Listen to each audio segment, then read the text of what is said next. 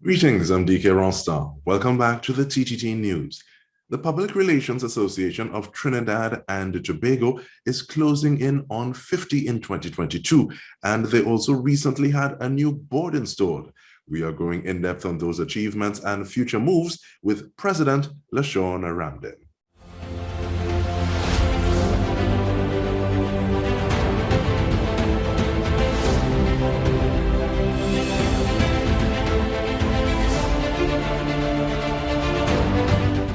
Welcome, Lashon, and congratulations on your recent move to becoming the president. How does it feel to be at the helm at this point in time of Pratt?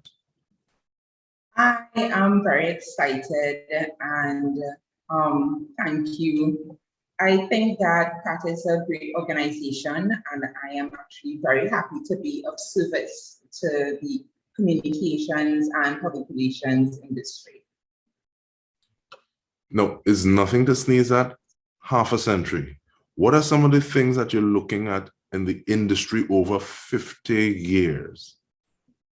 Now, public relations back in the day, 50 years ago, it was all about the media strategy and, image consultancy and that kind of job. Now, it has a more modern definition to public relations.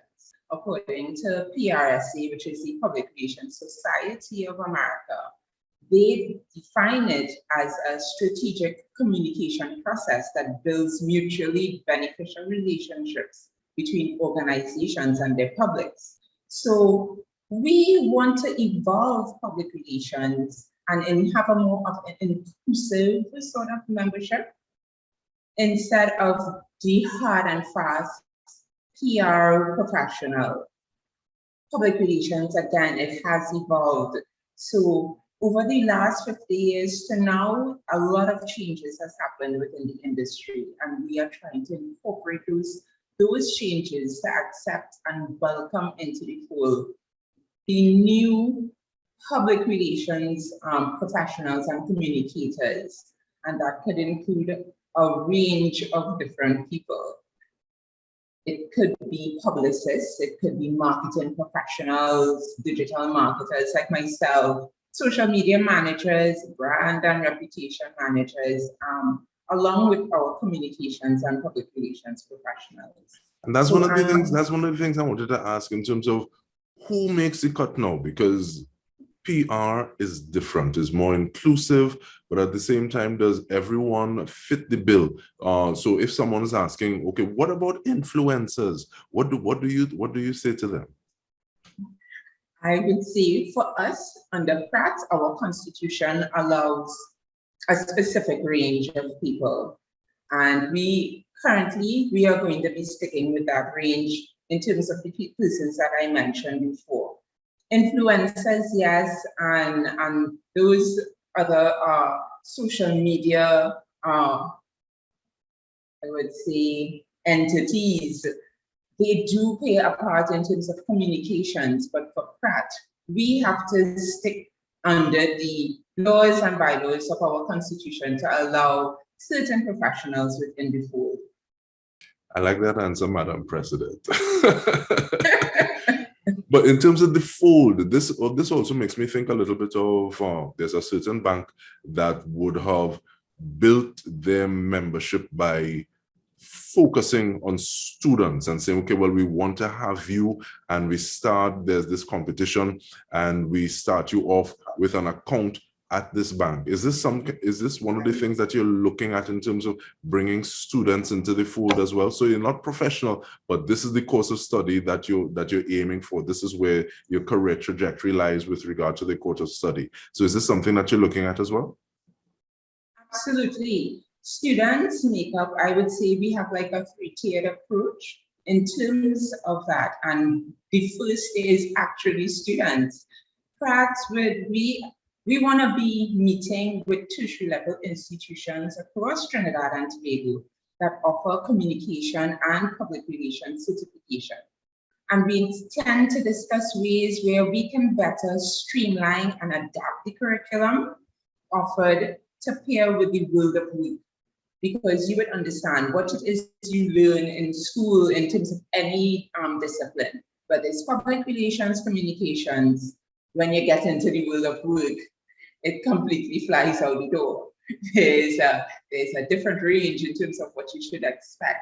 And we want to work with students and their the institutions that offer those sorts of courses and degrees to help them understand best how it is that this discipline of public relations happens in the real world. So yes, students are definitely a top tier for us to be going after and bringing them again into the fold of Pratt. And I think that also expands the conversations that Pratt is able to have. So one, you give students that sort of functional, practical context that they can meld with the academic learning that is taking place, but you also get them, I think, having conversations with their educators and say, well, Miss or Sir, I hear, or in the real world, and that might help keep the lecturers a little more on their toes as well. Is that part and parcel of the thrust? Not to stress out the lecturers, but yes, to definitely help them to understand how the evolving mechanism of public relations and the communications is now in 2022 and beyond. In the real world, there are communicators and public relations professionals who have to create copy, who have to help with content. They're doing event management. They're doing a gambit of things outside of just the institutionalized way of what we knew before of managing of images and how people tend to view us sometimes as spin doctors. It's not only that, there is a range of things. In fact, they have to also include digital marketing in terms of how it is that they get their messages out. So yeah, definitely. We want to make sure we are actually even going to be having a resume writing camp that is going to be targeted towards students to give them the opportunity of crafting their resume for success when they are finished with school, in terms of getting the right placement in the right industry, in the right, I would say, company as a communicator for yourself, and also pair you up with mentors within the Pratt organization. We have members and they have a wealth of experience that we believe that the students can benefit from. So you said it's not necessarily that you want to stress out the teachers. So is it a matter of saying, okay, well, having the lecturers become part of Pratt as well? So because it's always good to refresh your toolkit and say, okay, well, these are some of the changes in the industry that is taking place. So what level of acceptance, access do you have for the lecturers, the educators as well, to become members of Pratt? Currently, what we would like to do is actually have conversations with them in terms, again, of their curriculum and what it is that the real world requires from communications and public relations practitioners. Even have them attend or even speak to us about different courses of study and different modules that they would have been teaching their students. We plan to have a series of lives, or I would say events, that speaks around the various topics within the communications field, and have lecturers discuss that with us, not necessarily become members, but have open discussions in terms of how best we can equip these students for the world of work and being a PR professional. I appreciate that, because you talk about equipping students for the world of work, and sometimes it seems as though there's too much of a bridge or a gap between the understanding that the output of the education system is the input of the workforce. So being able to bridge that gap a little bit. But you spoke about tiers a little earlier. Ms. Ramden. So can you break down those tiers of membership for us, please? Sure. So the other tier outside of students are professionals in the industry.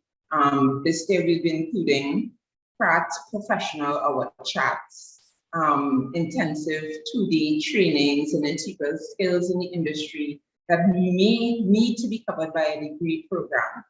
But here we would either be providing a certificate of participation or partnering with an educational institution to provide a more substantial certification.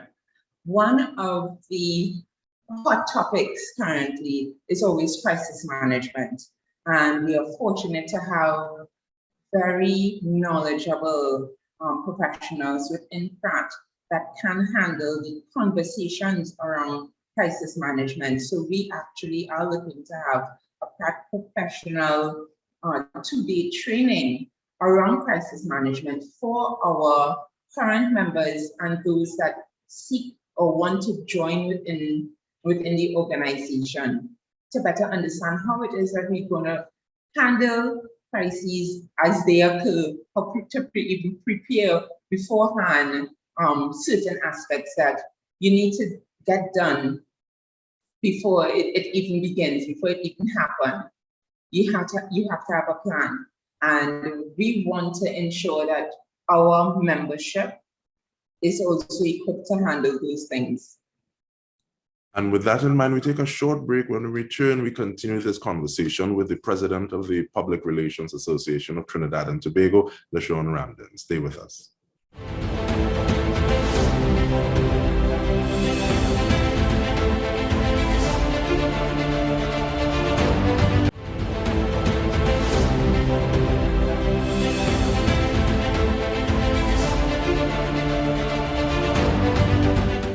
Welcome back. We are going in depth on the work of Pratt. We are speaking with President Lashaun Ramdin. And just before we took the break, Ms. Ramdin, you were talking about crisis management, tooling the members of Pratt.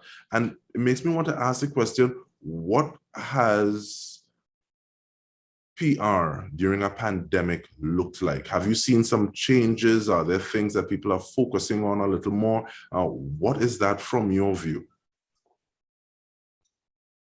Currently, during the pandemic, I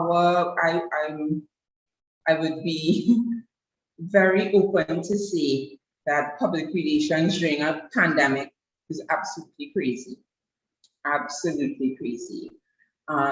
Professionals had to deal with the communications that are coming out of their organizations, ensuring that it aligns with the same communications from health and from the global, in a global scale. And they also had to upscale their competencies in a number of different fields. We had communicators who had to write a press release, create a video, edit a video, post on social media, have content. It was absolutely nuts. And unfortunately, because we are such tough ones and we got it done, you know, it's expected that this is the norm now. This is our norm. We have to do it all. And that is where it is. All communicators, all public relations practitioners, we need to come together and support each other in terms of how and what are best practices for us to get those things done. What are the tools, what are the digital tools that one may have used over another to ensure that the smooth transition and the smooth output of all the communications that's coming from your organization, and still ensure that you are not burnt out, because that is a real thing, and you have the support of an organization behind you. And in terms of that support of an organization behind you, what do you say to someone who asks you, but what's the perks of joining Pratt? I've been doing what I've been doing and it's been working to a degree, and I might as well just continue like that. Why join Pratt? What do you tell them? I would tell you about the benefits of becoming a member. You have access to valuable resources such as articles, Some of our workshops for members are at reduced prices. You have access to previous recordings of discussions. You're going to be part of a professional network. And networking is quite a valuable thing. It serves as a great resource for you to cultivate friendships, connect with mentors, share referrals, and expand your professional network. The opportunity is also there to cultivate your own personal brand, which sometimes we tend to forget we as individuals are a brand, by either joining the executive board, because each term of the executive is 2 years, or being part of a committee. There are lots of committees in terms of different events and ideas that we have, and we want the membership to be part of those committees and feel that they are accessing valuable information and lending their expertise to what it is that we are trying to achieve. And in terms of that achievement, I want to go back to the beginning of the conversation. And you spoke about service being in the role of president. What would make you say, I want to do this at this point in time? I was actually on the board for the past 4 years as the digital communications director. It was a really great experience.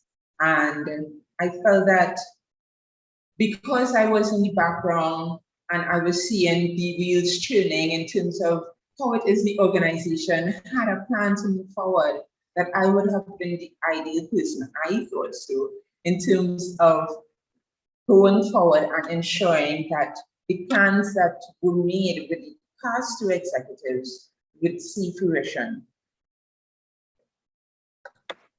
So we've spoken about tiers, we've spoken about some of the perks of membership, but how does someone say, okay, well, I want to become a member of Pratt? What are those incremental steps towards membership?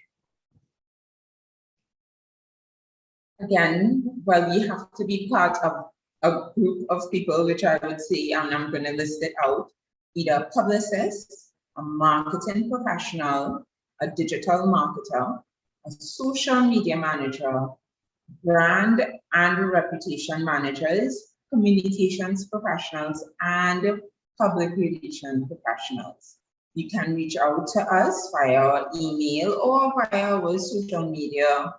We are on Facebook, Instagram, and LinkedIn. Our email is info.pratt@gmail.com.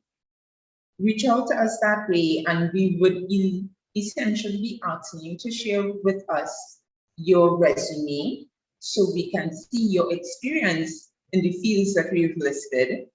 And we want to have a conversation with you. You're not going to just be a member just to be a member seat.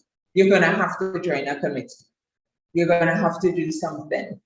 So if you're calling us, know that we are going to be calling on you to join a committee. Yeah. It's some kind of like church group. As soon as somebody has an idea, that's a fabulous idea, and we're going to make a committee and you'll be behind it and running with it.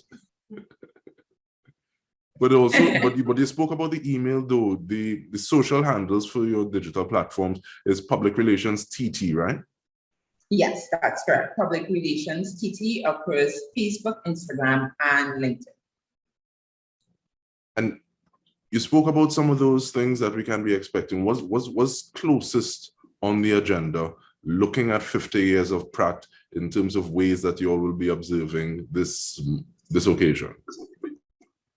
I will tell you about a project that is very near and dear to me, and that is a Pratt website. That is my legacy project. Now Pratt has existed for 50 years, and unfortunately there's no online place that you could find information about the history of the organization in this digital age. I am going to be spearheading the creation of Pratt's website. If there's nothing else I do, you're definitely going to get a website by the end of my term. I also want this website to be a resource for training, past training that we would have had, videos, conversations we have throughout even what previous boards, any videos that we have, we're going to be putting it on this resource. And also, there is going to be a database of professionals of the industry. So it can easily be searched and confirmed who is a current member of Pratt at this time. And that, to me, is my legacy project, this website. And it's by no means influenced by what it is you currently do, because I think you're into digital marketing, right? Yes, I am a digital marketer. But thank you for sharing, and we're looking for good things coming out of Pratt. 50 years, congrats once again, and congrats to your recent ascension to this position. And on behalf of the entire TTT News team, this has been In Depth with me, Dike Rostant. Thank you so much for joining us.